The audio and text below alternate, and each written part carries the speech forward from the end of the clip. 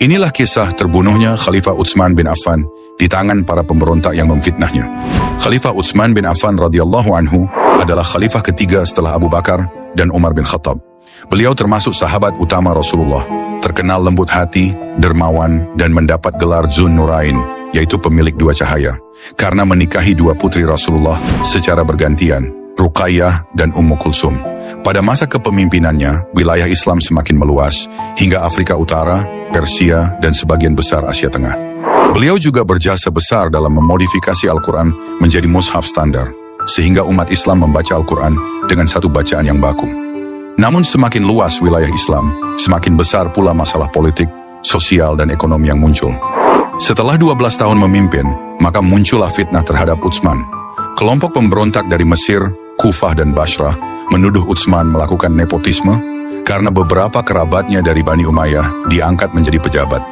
Mereka juga menuduh beliau boros atau tidak adil, padahal Utsman adalah sosok yang zuhud dan sering berinfak besar di jalan Allah. Fitnah ini makin membesar karena ada tokoh penghasut seperti Abdullah bin Sabah, seorang Yahudi yang pura-pura masuk Islam lalu menyebarkan kebencian.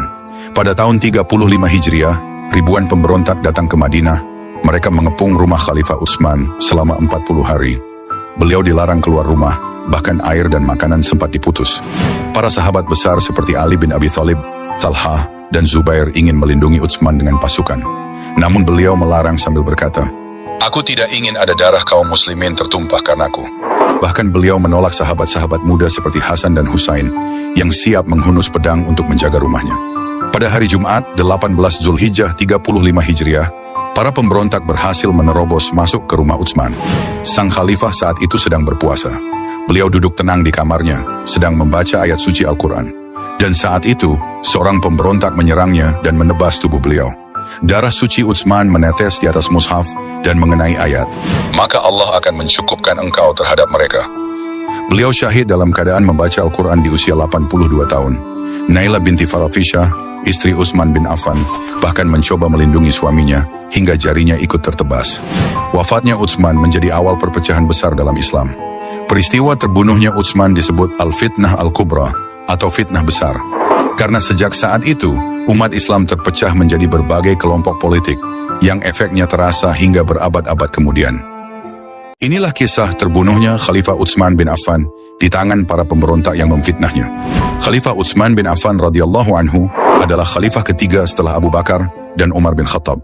Beliau termasuk sahabat utama Rasulullah, terkenal lembut hati, dermawan, dan mendapat gelar Dzun Nurain, yaitu pemilik dua cahaya, karena menikahi dua putri Rasulullah secara bergantian, Ruqayyah dan Ummu Kulsum.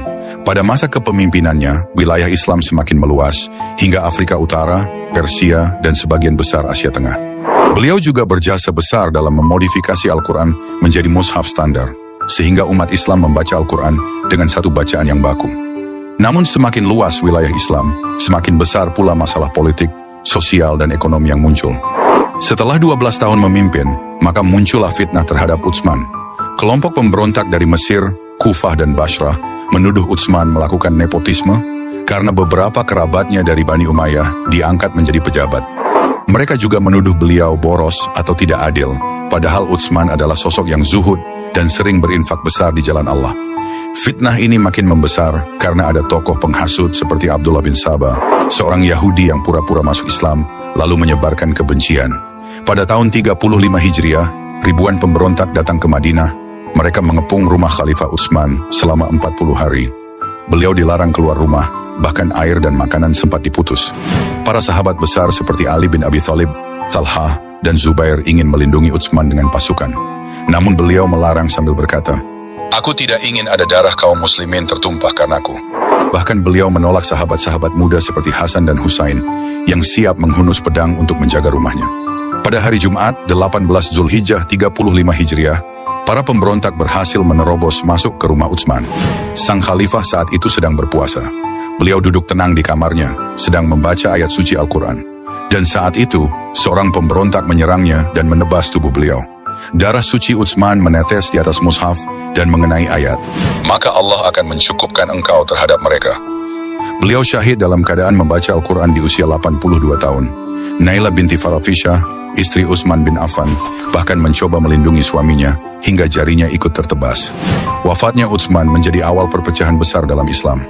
Peristiwa terbunuhnya Utsman disebut Al-Fitnah Al-Kubra atau fitnah besar. Karena sejak saat itu, umat Islam terpecah menjadi berbagai kelompok politik yang efeknya terasa hingga berabad-abad kemudian. Inilah kisah terbunuhnya Khalifah Utsman bin Affan di tangan para pemberontak yang memfitnahnya. Khalifah Utsman bin Affan radhiyallahu anhu adalah khalifah ketiga setelah Abu Bakar dan Umar bin Khattab. Beliau termasuk sahabat utama Rasulullah, terkenal lembut hati, dermawan, dan mendapat gelar Dzun Nurain, yaitu pemilik dua cahaya, karena menikahi dua putri Rasulullah secara bergantian, Ruqayyah dan Ummu Kulsum. Pada masa kepemimpinannya, wilayah Islam semakin meluas hingga Afrika Utara, Persia, dan sebagian besar Asia Tengah. Beliau juga berjasa besar